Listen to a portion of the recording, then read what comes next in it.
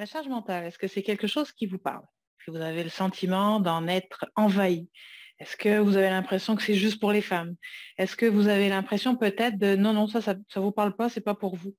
Mais je vous le souhaite. Cependant, il y a de fortes chances que malgré tout, la charge mentale soit présente dans votre vie sans que vous en rendiez compte. Aujourd'hui, on va parler de la charge mentale et surtout comment alléger notre charge mentale.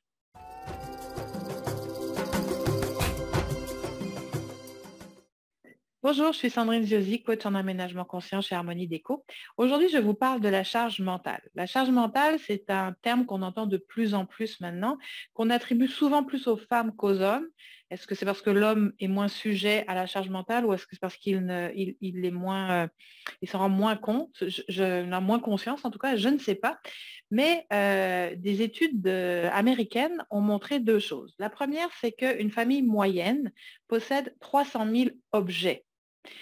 300 000 objets, je n'ai aucune idée de l'ampleur de ce que ça peut prendre, du volume que ça peut avoir. Mais ça me semble énorme et juste me dire que je dois faire le ménage de 300 000 objets au quotidien, je suis épuisée, je ne sais pas vous, mais moi ça me fatigue rien que d'y penser. L'autre chose, c'est qu'on a constaté que la charge mentale chez la femme, donc comme je l'ai dit, c'est plus la femme qui est sujette à la charge mentale, est directement proportionnelle à la quantité d'objets qu'elle possède dans sa maison. Elle, sa famille en tout cas. Donc, la charge mentale, c'est un des critères qui peut amener jusqu'au burn-out et qui, bien sûr, vient s'ajouter au stress du quotidien. Qu'est-ce que c'est que la charge mentale ou comment est-ce qu'on la repère? Vous savez, c'est un peu le hamster qui tourne là. On a toujours une idée après l'autre, il y a toujours une tâche à faire. Il faut que je pense à faire l'épicerie, il faut que je pense à aller chercher le petit à l'école, ramener la grande au patin, faire la lessive, aller chercher les courses, faire le souper. Ah, et puis il y a mon bureau, j'ai ça aussi. Vous voyez, c'est toutes ces tâches, ces activités que l'on projette en fait, où on n'est même plus capable d'être dans le moment présent parce qu'il y a toute une liste, la to-do list là, qui s'inscrit et qui tourne en continu dans notre esprit. La charge mentale peut amener à l'épuisement professionnel parce qu'effectivement, aujourd'hui, je vous parle de la charge mentale, en tout cas, comment alléger votre charge mentale dans la maison, mais pas parce que vous sortez de chez vous que ça s'évapore. C'est une accumulation de tout ce qu'il y a à faire, à penser, qui s'ajoute aussi bien dans le travail, dans le quotidien de la maison, dans l'organisation des activités de la famille, etc., etc. Donc, si on sait que notre charge mentale est proportionnelle au nombre d'objets que l'on possède, idéalement, si on allège nos possessions, la charge mentale devrait s'alléger aussi, n'est-ce pas? Eh bien oui. Donc ça, c'est une certitude. Moins on a d'objets, donc de choses à penser, et plus on a de temps, d'énergie et d'espace pour vivre autre chose. Pourquoi? Comment? C'est assez simple en fait. Il y a plein d'autres façons probablement d'alléger la charge mentale, on ne se sent pas, hein. Le yoga, la méditation, peu importe. Moi, je parle de ce que, de ce que je connais et là où j'accompagne mes clients. Et donc, une des principales étapes en fait de l'aménagement conscient, c'est vraiment le désencombrement, le tri et le désencombrement. C'est la partie qui peut être la plus difficile la plupart du temps parce que on peut être attaché à nos objets ou on a cette difficulté à se dire que est-ce que j'en ai vraiment besoin? Donc, pour alléger sa charge mentale, puis l'objectif, en fait, d'alléger sa charge mentale, c'est que si j'ai moins d'objets, j'ai moins besoin de me préoccuper de l'entretien de ces objets. Donc, faire du tri, et désencombrer, c'est alléger son espace de vie, n'est-ce pas? C'est alléger son mental parce que je n'ai plus à penser juste le truc tout bête, mais comment est-ce que je vais m'habiller demain? Là, j'ai ma machine qui est en panne, il faut que je la fasse réparer, il faut que je trouve quelqu'un pour la réparer, ou bien il faut que je trouve quelqu'un pour me la déplacer, ou bien il faut que je trouve quelqu'un parce qu'il faut que j'en achète une autre. Bref, vous voyez, tout ce genre de choses. Donc, on va alléger, moins on a d'objets, plus on allège ça. On allège aussi au niveau des activités, parce que des activités du quotidien, je veux dire. On a moins de ménage à faire, ça c'est certain. Donc, si on a moins de ménage, on a un gain de temps. Si on a moins d'objets, on a aussi un gain d'argent, parce qu'on n'a pas besoin forcément de les remplacer, de les réparer, de les entretenir. Si on a plus de temps, moins de dépenses financières, plus d'énergie parce que forcément notre temps, on va le placer dans d'autres endroits et notre argent aussi, on va pouvoir le mettre à d'autres endroits, des activités en famille, des moments, plus que des choses. Donc, la charge mentale, quand on dit qu'elle est directement reliée au nombre de possessions, pour moi, ça me semble assez logique en fait et assez simple, entre guillemets, à alléger. Alors, il y a plusieurs façons forcément, évidemment, d'alléger sa charge mentale ou d'alléger ses possessions, mais enfin, il n'y a pas que en fait alléger ses possessions pour alléger sa charge mentale. Vous pourriez dire, bah oui, ok, ben, si je ne veux pas le faire ménage, je vais prendre une femme de ménage. Très bonne idée. Moi, j'ai vécu l'expérience, j'ai adoré avoir une femme de ménage. Cependant, est-ce que ça allège vraiment la charge mentale? Ce que je veux dire par là, c'est que oui, ça va alléger votre temps. Ok, moi personnellement, c'est quelque chose, je déteste faire le ménage. J'ai l'impression que c'est un travail qui s'arrête jamais parce que 5 minutes après qu'on est fini, ben, la poussière s'en vient. Donc c'est un travail sans fin. J'aime que ce soit propre, j'aime que ce soit organisé. Ça c'est oui, mais faire le ménage en tant que tel, en tout cas. Mais si j'ai une femme de ménage, il va falloir que je la coach à un moment que je la rencontre, que je la coach, que je la trouve, que j'explique ce que je veux exactement. Qu'on s'entende sur différents aspects du ménage et de la façon de faire les choses, que je finisse par accepter éventuellement qu'elle va faire de son mieux, c'est certain, mais est-ce qu'elle va faire exactement comme moi je l'aurais fait? C'est pas sûr.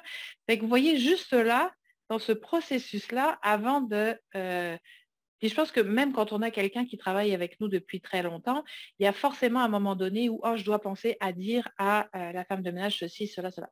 Donc, on est quand même encore dans ce système de gestion, en fait, de gestion de pensée, gestion d'action, gestion d'activité, et de m'assurer que la personne à qui je délègue soit en mesure de faire la façon dont moi je le souhaite, en fait. Donc, est-ce que ça allège la charge mentale? Peut-être une partie, oui, peut-être pas totalement. Si je vais dans le désencombrement, puis l'un et l'autre ne sont pas incompatibles, hein, on pourrait désencombrer et avoir une femme de ménage. Si je vais dans le désencombrement, ben, à un moment donné, au début, ça peut effectivement être un peu comme l'homéopathie. Vous savez, quand on prend de l'homéopathie, les symptômes explosent avant de diminuer pour de vrai. Ben, c'est un petit peu ça, j'allais dire, le désencombrement, c'est qu'au début, ça peut être très émotif, ça peut être fatigant, le corps va ressentir le fait de désencombrer, d'alléger. Vous savez, on dit souvent que quand on fait le ménage dans sa maison, on fait le ménage dans sa tête, mais c'est vrai. Et quand on fait du désencombrement, mais c'est encore plus profond, à condition de le faire en conscience, bien évidemment. Et l'idée, c'est pas de se débarrasser de tout ce qu'on a juste pour dire qu'on se débarrasse, parce que selon moi, en tout cas de mon expérience, si vous faites juste vous débarrasser des choses parce que vous êtes tanné, il y a un moment donné où le chaos va revenir et les objets vont de nouveau rentrer dans la maison, juste parce qu'on n'aura pas été identifié. Pourquoi ces objets sont là? Qu'est-ce qui m'apporte? Est-ce que j'en ai réellement besoin? Est-ce que tout ce que je garde dans mon placard qui est là depuis 3, 4, 5 ans, même juste 6 mois, mettons juste 6 mois, c'est dans une boîte, dans le garde-robe, et vous ne l'avez pas utilisé, vous avez peut-être même oublié que c'était là. Est-ce que vraiment vous pensez que c'est utile? Alors, c'est sûr que si vous rouvrez la boîte, vous allez dire, oh mon Dieu, le trésor et ceci et cela. Et là, vous n'allez plus être capable de vous en détacher. Sauf que si vous le laissez aller, si ça a été là pendant 6 mois, c'est que clairement, ce n'est pas forcément quelque chose dont vous avez besoin. La charge mentale reliée à la quantité d'objets, c'est aussi tous ces objets qui encombrent, entre guillemets, votre espace. Alors, il y a des objets que vous allez aimer, c'est certain. Il y a des objets que vous ne voudrez pas vous libérer, c'est parfait. Mais tous ces objets-là, ben, qu'est-ce qu'ils font? En fait, ils ramassent la poussière, ils encombrent votre champ visuel et au niveau énergétique, tout comme au niveau feng shui, on va vouloir aller, plus on allège finalement, plus le chi circule. Donc l'énergie circule et on a un mouvement qui se passe dans l'habitation. Au niveau énergétique ou physique quantique, ou peu importe comment vous voulez l'appeler, ben, si je fais de l'espace autour de moi, je fais de l'espace à l'intérieur de moi, ça c'est une certitude, et en même temps, je laisse la possibilité à des nouvelles choses d'entrer, à des nouvelles choses de venir. Si, un peu, vous savez, l'histoire du maître, enfin de l'élève qui va voir le maître et qui lui dit apprends-moi, apprends-moi, apprends-moi, je veux en savoir plus, je veux savoir, je veux savoir, je veux savoir. Et le maître qui finit par lui dire mais tant que ta tasse est pleine, je ne peux pas la remplir plus. Okay. Donc effectivement, il faut vider sa tasse pour pouvoir remplir de nouvelles choses. C'est un petit peu le même principe dans une maison, dans une habitation.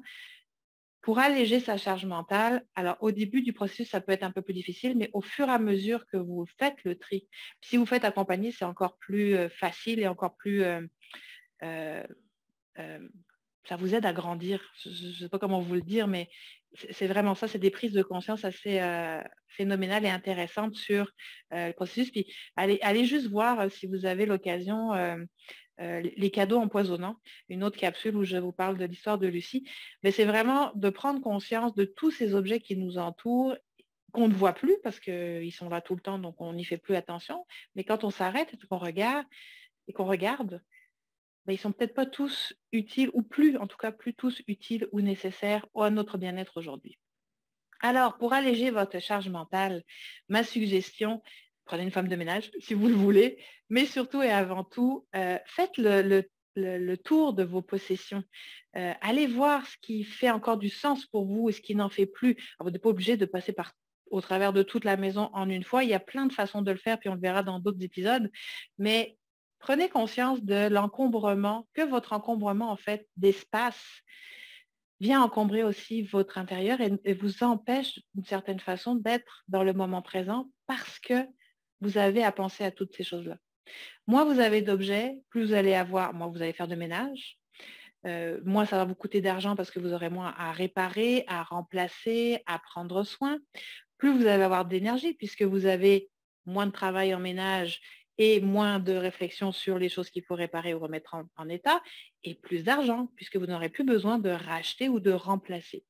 Tout cet argent l'argent que vous allez économiser peut être réinvesti dans des activités avec votre famille.